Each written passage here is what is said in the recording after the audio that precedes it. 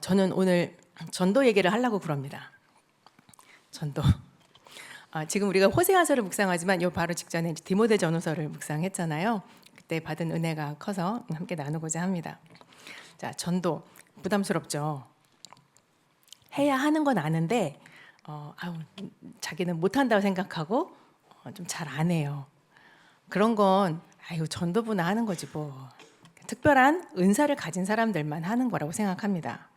그리고 솔직히 말해서 요즘 같은 시대에 전도지 들고 나가가지고 이렇게 예수 믿으라고 하면 그 말을 듣는 건 고사하고 이렇게 전해준 전도지조차 안 받으려고 하죠. 우리 교회는 거기다 쓰레기 봉투라도 넣어서 주니까 받지. 우리는 왜 이렇게 전도에 대해서 비관적이 되었을까요? 먼저 전도의 가장 기본적인 동기가 뭘까를 한번 생각해 보려고 합니다. 여러분, 출애굽기는요, 출애굽기의 핵심은 출애굽 사건이 아닙니다. 출애굽 사건은 출애굽기의 일부분이에요. 이스라엘 구원의 시작일 뿐입니다. 이것은 마치 우리가 죄사함을 구원의 전부다라고 이해하는 것과 같아요. 죄사함은 중요하죠. 그리고 이 죄사함 받는 것은 구원의 전부는 아닙니다. 구원의 시작점이에요. 자, 출애굽 사건으로 이스라엘의 구원이 시작되었다면 그 다음은 반드시 가나안으로의 구원, 가나안에 들어가야만 됩니다. 왜냐하면 가나안에 들어가지 못한다면 그건 구원이 아니잖아요. 생각해 보세요. 갈 데도 없어. 그들을 보호해줄 성벽도 없고 음식도 없고 물도 없고 길도 없고 살 집도 없고 일평생 그 광야를 방황해야 한다면 그것이 어떻게 구원이 되겠습니까? 그러므로 출애굽 자체가 절대로 구원의 전부가 아닌 거예요. 그렇다면 하나님의 이스라엘을 향한 구원은 가나안에 들어가는 건데, 그럼 가나안에 들어가면 끝인가요? 그것도 아니죠. 하나님은 이들이 가나안에 들어가게 하신 목적이 있습니다. 거기서 그들에게 정말 주고자 하시는 것이 있었어요. 그게 뭐냐 하면 여호수아 1장 13절에 이렇게 말씀하십니다. 같이 읽어볼까요? 여호수아 1장 13절입니다. 시작. 여호와의 종 모세가 너희에게 명령하여 이르기를 너희의 하나님 여호와께서 너희에게 안식을 주시며 이 땅을 너희에게 주시리라 하였나니 너희는 그 말을 기억하라. 안식이에요, 안식. 하나님은 이스라엘이 그동안 어떤 삶을 살아왔는지 다 아십니다. 안식이 없는 삶이었어요. 노예로 사는, 억압받고 과도한 노동에 시달리고 학대당하고 수치, 그러니까 늘 불안하고 소망도 없이 그저 시키는 것밖에 할 수 없는, 하나님은 그렇게 살았던 이들의 삶을 다 아시죠. 그래서 이들에게 정말 주고 싶으셨어요. 안식하라. 쉬길 원하십니다. 불안하지 않고 마치 갓난아기가 엄마 품에 안겨서 고요하게 있는 것 같은 그 평안함 주고 싶어 하셨습니다. 나도 그거 갖고 싶은데, 나도 받고 싶은데, 들어는 봤는데 나도 지금의 이 상처로부터, 이 괴로움으로부터 벗어나서 나도 그렇게 쉬고 싶은데, 이 내 어깨에 짊어지고 있는 이 책임감, 대출이자 모든 의무 다 벗어버리고 정말 진짜 쉬고 싶은데, 하나님은 우리가 어떤 삶을 살고 있는지 다 아십니다. 그래서 정말 주고 싶어 하시는 것은 어떤 고귀한 사명, 하나님의 뜻을 위해 헌신하는 거, 그렇게 일시키는 거 아니에요. 그게 아니라 쉼을 주고 싶어 하십니다. 그러기 위해 뭐가 필요하냐? 출애굽이에요. 출애굽 자체가 목적이 아니라 안식을 얻기 위해서 애굽에서 일단 나와야 되는 거예요. 그래야 시작이 되죠. 죄, 영어로 sin이라고 하잖아요. 김영국 목사님은 이 죄를 내가 주인 되어서 사는 삶이다라고 정의를 하세요. 내가 주인 되어 사는 삶이 어떻게 사는 거냐? 애굽에서의 삶과 비교할 수 있어요. 거기에 비유하는 거예요. 내가 주인 되어서 살면 내 맘대로 사는 것 같죠. 그러나 내가 주인이 아니라 사실은 수많은 우상과 나보다 더 힘센 권력이 나의 주인 노릇을 합니다. 그래서 결국 죄와 상처와 불안과 우울의 노예로 그것에 발목 잡혀 살죠. 430년간 이스라엘 백성들의 발목을 붙잡았던 곳이 바로 그 애굽입니다. 그들의 정체성을 다 짓밟고 잃어버리고 자기 자신은 원래 날 때부터 그냥 그렇게 노예로만 알고 살게 했던 곳이에요. 두려움과 학대와 착취, 모욕, 시키는 대로 그냥 질질 끌려다니면서 사는 삶. 우리한테도 그런 거 다 있죠. 내 정체성을 한 번에 무너뜨렸던 그 사건, 그 사람, 그 죄, 누군가의 말, 폭행, 불안함, 열등감, 자학, 우울, 누구에게나 다 그런 애굽이 있습니다.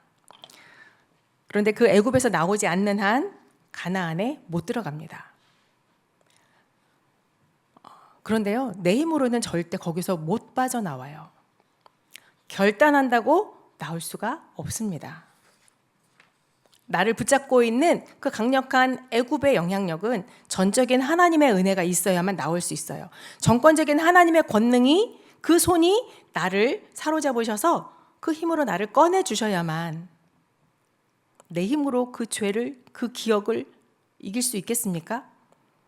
눈만 감으면 생각나고 비슷한 단어만 들어도 소름이 끼치는데 아니죠. 하나님의 전적인 은혜가 있어야만 그 영향력을 비로소 벗어날 수 있습니다.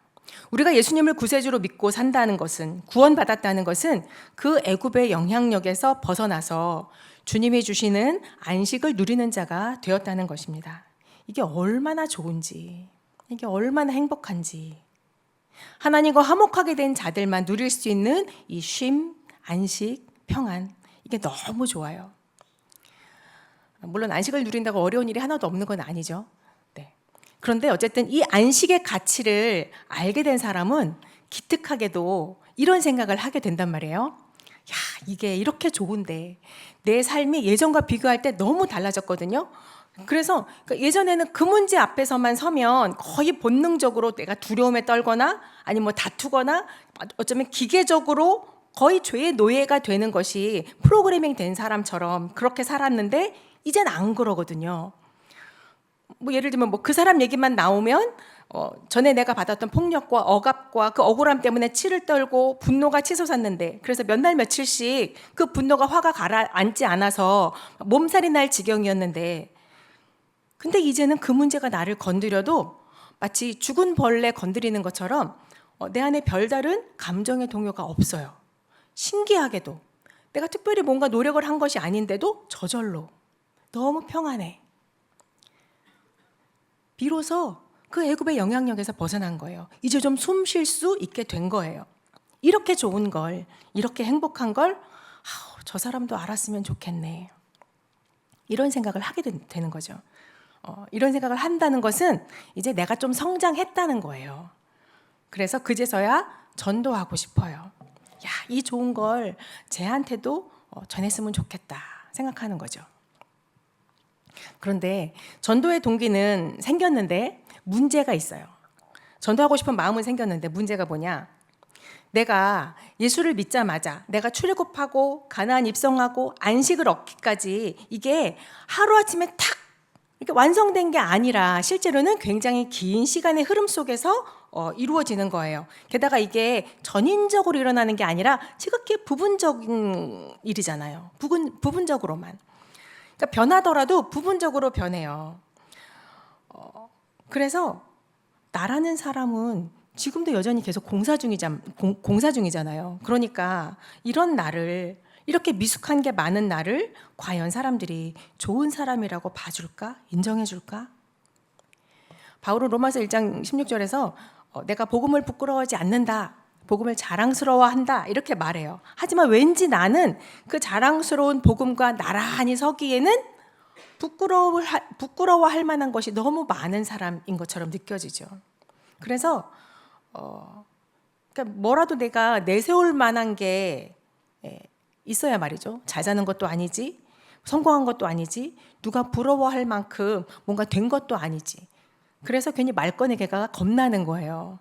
괜히 말했다가 너나 잘하세요 이럴까 봐. 또 문제는 또 있어요. 주변에 안티 크리스찬들 많이 있죠. 가까이 사시죠. 그런 분들은 뉴스에 막 교회나 목사님들의 어떤 스캔들 같은 게 나오면 막 아주 기다렸다는 듯이 막 면박하고 막 이래요. 그럼 그 면박을 주는 그 사람 앞에서 성경의 증거들을 내밀면서 조목조목 반박하고 싶지만 성경을 잘 몰라. 그래서 시원스레 답을 해줄 수가 없어요. 그 사람들이 묻는 교회와 성경에 대한 궁금증들이 참 많은데 사실은 나도 그거 궁금했는데 근데 잘 몰라. 그게 성경에 어느 책에 나와 있는지 무슨 얘기인지 잘 몰라요.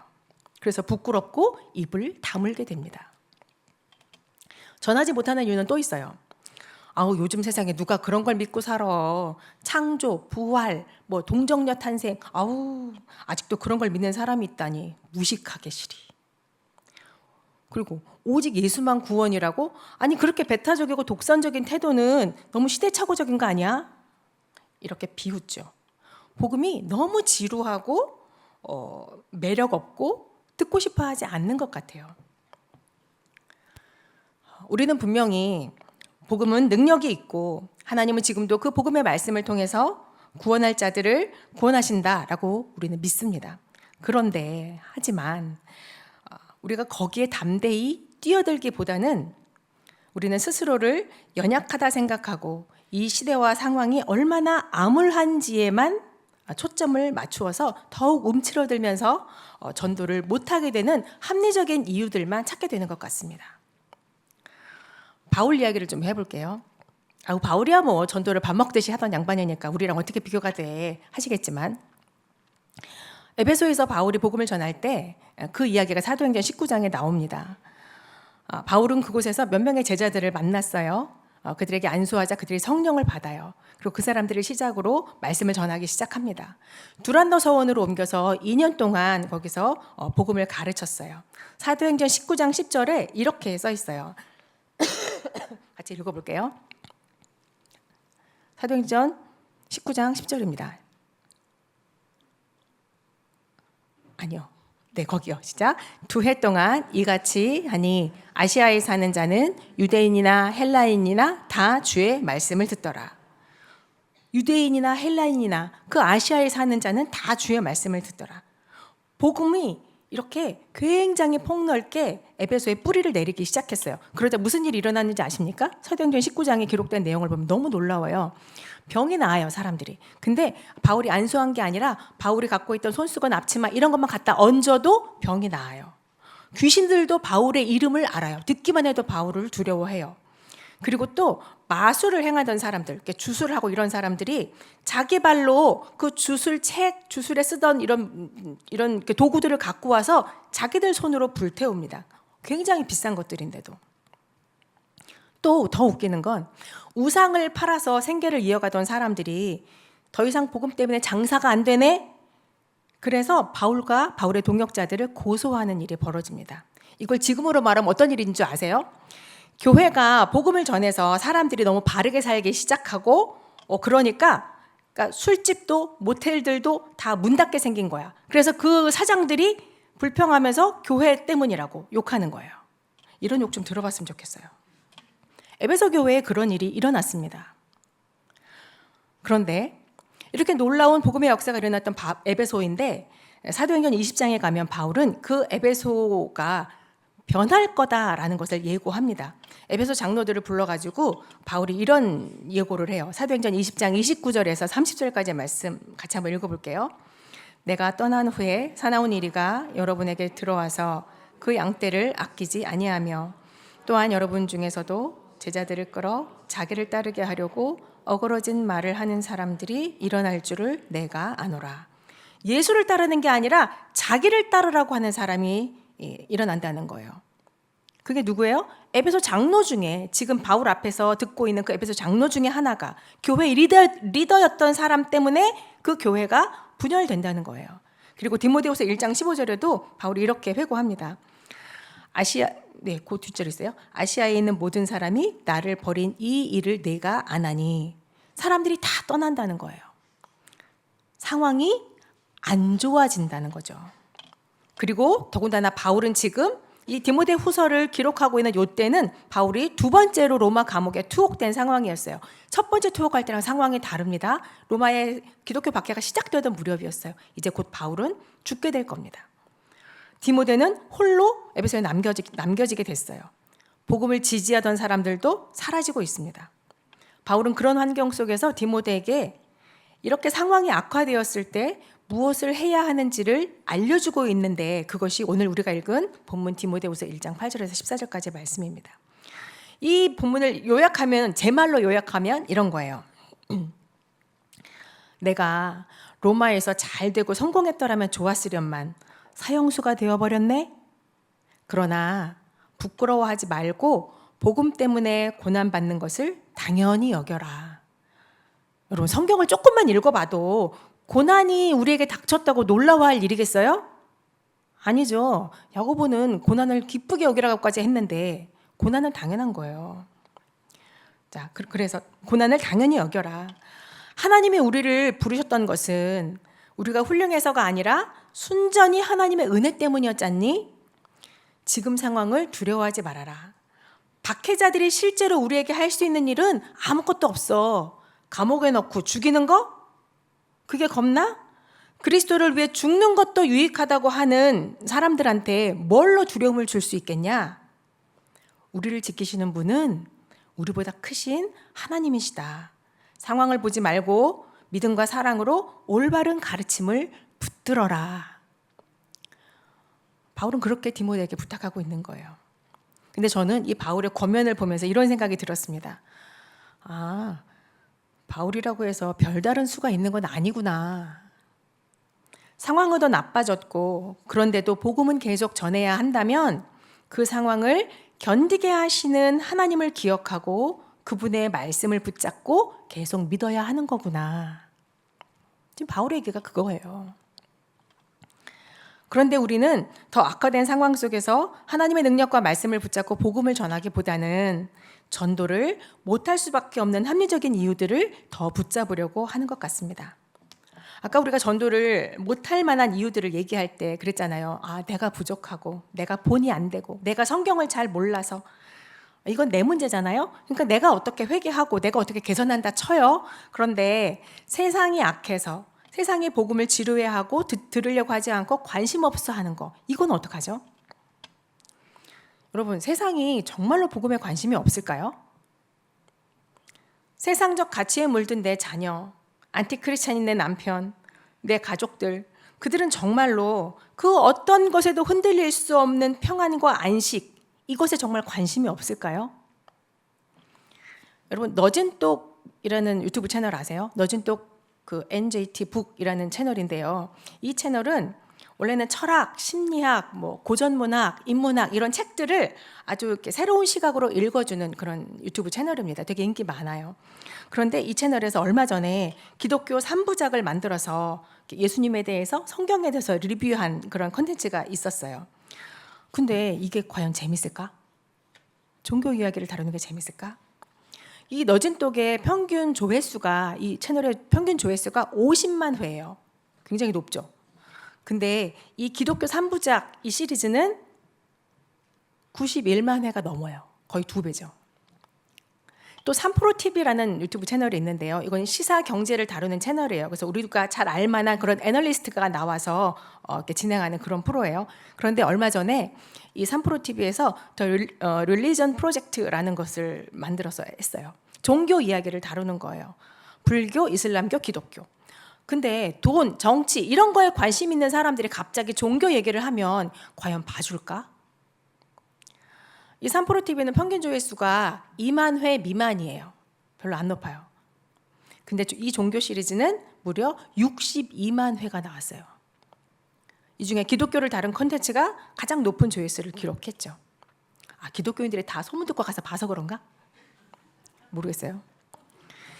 요즘 시대에 특히 젊은 세대의 특징들을 우리가 뭐라고 규정하느냐면 요즘 젊은 사람들 지루한 거 싫어하죠. 진지한 얘기 싫어하고 근본적인 문제에 별로 무관심하다 이렇게 생각해요. 그리고 그냥 이렇게 도파민을 자극하는 이런 이렇게 자극적인 것에 중독되어 있다 이렇게 생각하기가 쉽습니다. 근데 그렇게 말하면 설명 안 되는 현상들이 몇 가지가 있어요. 여러분 혹시 궤도 아세요? 궤도 과학자 아시죠?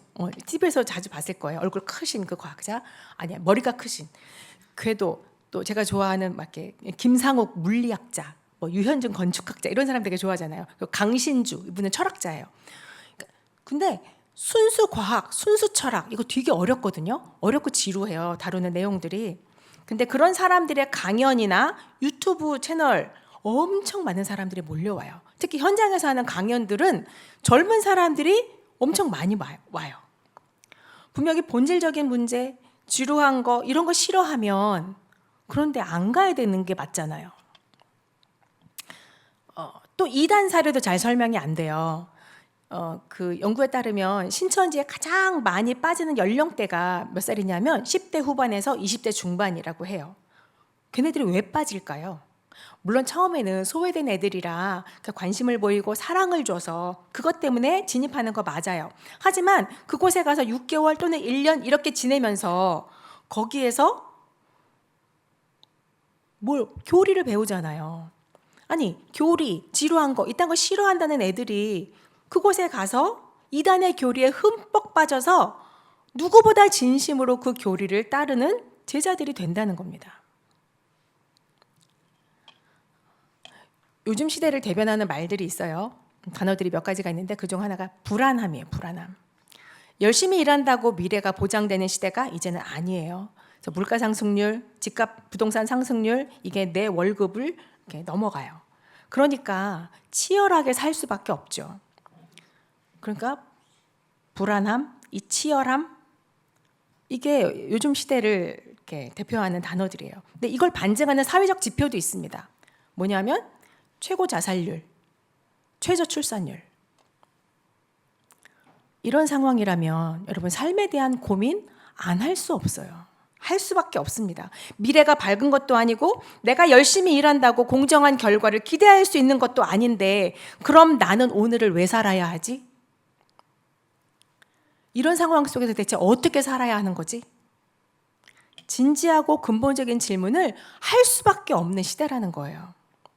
대체 어디서 답을 찾을 수 있을까 고민한다고요. 그래서 결론은 이 시대는 복음을 듣고 싶어 한다. 나는 어떤 존재인가? 내가 무엇 때문에 살아야 되나? 예수님, 신, 대체 나에게 그런 게 어떤 의미를 가지고 있나? 다들 이 질문에 대한 답을 듣고 싶어 하는 거예요. 이 세상은 특히 젊은 세대는 더더구나 복음을 듣기 원합니다. 근데 안타깝게도요. 우리들 스스로는 이 복음의 힘을 부정하는 것 같아요. 그래, 과거에는 복음으로, 말씀으로 교회가 세워져 왔고 또 사회에 좋은 영향력도 끼쳤어. 하지만 지금 이 시대는 복음만으로는 부족해 라면서요. 복음을 전하지 못하는 많은 이유가 있지만 저는 제일 큰 이유가 바로 이것 같아요. 우리 스스로 복음의 힘을 부정하는 거. 달리 말하면 말씀을 믿지 않는 거예요. 고린도전서 1장 21절에 이렇게 말씀하십니다. 하나님의 지혜에 있어서는 이 세상이 자기 지혜로 하나님을 알지 못함으로 하나님께서 전도에 미련한 것으로 믿는 자들을 구원하시기를 기뻐하셨도다. 하나님이 그 아들 예수 그리스도를 통하여 사람의 구원을 위한 놀라운 일을 이루신 일을, 이 사실을 누가 가서 전해주지 않으면 알 수가 없잖아요. 그래서 전도하는 거예요. 이것이 하나님이 기뻐하시는 구원의 방법입니다. 그런데 세상은 이거 미련하다고 하죠. 눈치 주죠. 근데 심지어 우리들 자신조차도 이것을 미련하다 여기고 이걸로는 안 된다고 생각합니다. 십자가에 달려서 무기력하게 죽은 사람이, 자기도 구원하지 못한 사람이 어떻게 다른 사람을 구원해? 죽었다가 다시 살아난다는 이게 말이 돼? 그런 걸 어떻게 믿어? 무식하게. 또 무식하게 나왔어요. 그러니까 비이성적이고 비합리적이라는 거예요. 근데 정작 그 이성, 합리, 과학 이런 것들론 십자가와 구원, 부활 설명 못해요. 십자가와 부활이 무식한 게 아니라 이성과 합리가 더 무식해서예요. 이성과 합리, 그 경계 밖에, 자기들이 아는 거 경계 밖에 있는 것에 대해서는 도무지 알 수도 없고 알려고 하지도 않는 이런 거는 어떤 면에서는 배타적인 무지예요. 우리는 세상의 말이 다 진리가 아닌데 세상 사람들의 말을 너무 무비판적으로 받아들이는 경향이 있습니다. 시대의 흐름, 시대적인 풍조가 대세다. 그런 거는 거스를 수가 없다. 이렇게들 흔히 말하죠. 아니에요. 그거 왜 못 거스릅니까? 막 손바닥 뒤집히듯이 막 2, 3년 안에도 쉽게 바뀌는 게, 수시로 바뀌는 게 세상의 풍조인데 그게 뭘 믿을 게 있다고 그걸 대세라 그러고 그걸 거스르지 못한다고 말합니까? 세상의 지혜, 하나님도 이해 못하는 그런 지혜일 뿐입니다. 그 앞에서 우리가 지레 주눅 들고 왜 작아집니까? 실제로 여러분이 진짜 설득력 있게 복음을 잘 변증할 수 있다고 칩시다. 그들이 좋아하는, 세상이 좋아하는 이성, 합리, 논리적으로다가 아주 세련되게. 그래서 막 전도 훈련도 4차까지 받고 막 그 전도에 필요한 성경 암송도 다 할 수 있다고 칩시다. 그래서 그 사람한테 가서 내가 복음을 전하면 내가 전하는 그 말 때문에 그 사람이 믿을 것 같아요? 안 믿을 것 같아요? 물론 뛰어난 변증은 도움이 됩니다. 그리고 반드시 가지고 있어야 됩니다. 그러나 그런 변증으로 그 사람의 말문은 막히게 할 수 있어요. 그러나 그 사람이 나는 죄인입니다. 나는 구원자가 필요합니다. 이렇게 울부짖으며 고백하게 할 수는 없습니다. 고린도전서 1장 18절에도 이렇게 말씀하십니다. 십자가의 도가 멸망하는 자들에게는 미련한 것이요 구원을 받는 우리에게는 하나님의 능력이라. 전도의 핵심은 설득력 있는 내 말에 달려있지 않아요. 내 행위에 달려있는 것은 더더욱 아닙니다. 여러분들 자꾸 내 성품과 내 사는 모습이 전도의 걸림돌이라고 생각하는 경향이 있는데요. 여러분 생각해 보세요. 내 남편 말에 내가 항상 순종해. 그리고 그 사람이 싫어하는 거 하나도 안 해. 입의 혀처럼 남편이 원하는 거는 뭐든지 다 전적으로 헌신해서 해줘요. 그러면 남편이 예수님 믿게 될까요? 시댁 식구들이 원하는 대로 다 해주고 부르면 가고 돈 빌려달라는 대로 다 빌려주고 이자도 안 받고 그렇게 하면 시댁 식구들이 다 예수 믿고 교회 다닐까요? 물론 욕은 안 먹을 거예요. 교회 다녀서 착하다 이런 소리는 들을 거예요. 그러나 자신의 죄인됨을 회개하고 거듭나는 일은 하나님의 소관입니다. 그들에게 믿음을 주시고 예수 믿게 하셔서 구원하시는 것은 전적으로 하나님의 능력으로만 되는 것이니까요. 내가 구원받았을 때처럼요. 자, 이렇게 전도가 전적으로 하나님의 소관이라면 그러면 난 아무것도 안 해도 되나? 아니에요. 내가 할 일이 있습니다. 첫 번째, 내 믿음의 내용을 변증할 수 있도록 잘 준비하고 말하는 걸 연습해야 합니다. 그래서 1:1 양육 이끌미 훈련, 전도 폭발 훈련, 제자 훈련 이런 거 다 해야 합니다. 열심히 해야 합니다. 그래서 그렇게 배운 거 조리 있게 말하는 연습을 해야 합니다. 그러나 그것으로도 그 사람의 마음을 바꿀 수 없고 구원받게 해줄 수 없기 때문에 그래서 기도해야 합니다. 내가 했던 말들이 내가 이렇게 사는 이유가 예수 그리스도를 통해서 하나님께서 행하신 그 위대한 구원 때문이다. 이렇게 말했던 그 말들이 어느 날 그 사람에게 번개 맞은 것처럼 그렇게 깨달아지게 도와주시옵소서. 그 사람이 아직 눈을 못 떠서 하나님의 사랑을 모르고 그래서 그 오랜 시간 동안 하나님을 거절한 채 하나님을 모욕하며 살았던 자인데 그런데도 하나님이 포기하지 않으시고 계속 나와 함께 계셨구나라는 게 보여지도록 하나님 그 눈을 뜨게 해주시옵소서. 기도해야 하는 겁니다. 그리고 세 번째, 제일 중요한 거, 차별하지 말고 무시하지 말고 사랑해야 합니다. 예수도 안 믿는 것들 이러면서 욕하지 말고요. 내가 아는 거 모른다고, 내가 믿는 거 안 믿는다고 열등한 사람 취급하지 말고요. 또 전도하겠다는 의지가 아니라 의도를, 전도해야지라는 의도를 숨기고 접근하지 말고 그냥 사랑하는 거예요. 사랑은 무례하게 행하지 않습니다. 그런데 숨은 의도를 가지고 사람을 대하는 건 그건 무례한 거잖아요. 그리고 그런 꿍꿍이가 있으면 그것 때문에 내가 저자세가 돼요. 그리고 상대를 속이는 것이 되잖아요. 우리는 세상을 향해서 제발 예수님 좀 믿어달라고, 교회에 한 번만 와달라고 이렇게 구걸하는 사람이 아닙니다. 여러분 부끄러워하지 맙시다. 그래요. 나 부끄러운 사람인 거 맞아요. 나 못난 것, 나의 모난 것 부끄럽습니다. 뭐 하나 훌륭한 게 없어서도 부끄러워요. 커리어가 훌륭하기를 해, 뭐 자식이 잘 되기를 해, 경제력이 뛰어나기를 해. 뭐 하나 내세울 것이 없는 부끄러운 사람 맞지만, 이런 사람이 전하는 말로도 그리스도 예수의 십자가가 전해지고 그 말 때문에 누군가가 믿음을 얻게 된다면 이거야말로 진짜 하나님이 행하시는 기적 아니에요? 전도가 우리의 능력에 달려있다고 생각할수록 복음은 더 전하기가 어려워집니다. 오히려 하나님의 사역을 방해할 뿐이에요. 스스로의 힘, 내 노력, 이거 과대평가하지 마십시오. 이것만 생각하면 좋겠어요.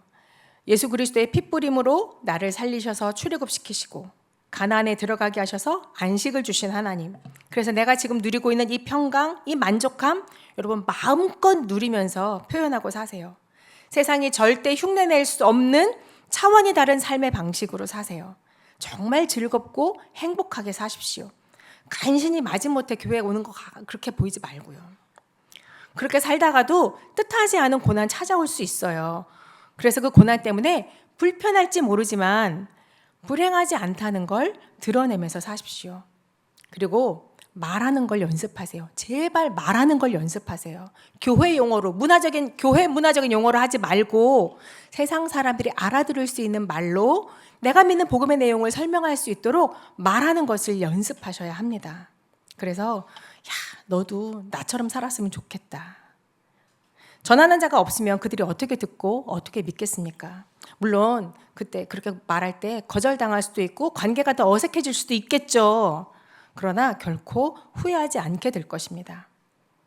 우리 에스겔서 33장 7절에서 9절 말씀 읽고 마치겠습니다. 같이 읽습니다. 인자야 내가 너를 이스라엘 족속의 파수꾼으로 삼음이 이와 같으니라. 그런즉 너는 내 입의 말을 듣고 나를 대신하여 그들에게 경고할지어다. 가령 내가 악인에게 이르기를 악인아 너는 반드시 죽으리라 하였다 하자. 네가 그 악인에게 말로 경고하여 그의 길에서 떠나게 하지 아니하면 그 악인은 자기 죄악으로 말미암아 죽으려니와 내가 그의 피를 내 손에서 찾으리라. 9절입니다. 그러나 너는 악인에게 경고하여 돌이켜 그의 길에서 떠나라고 하되 그가 돌이켜 그의 길에서 떠나지 않냐면 그는 자기 죄악으로 말미암아 죽으려니와 너는 내 생명을 보전하리라. 아멘. 우리 함께 깊어진 삶을 주께 드리네 같이 찬양하고 기도의 자리로 나아갑니다.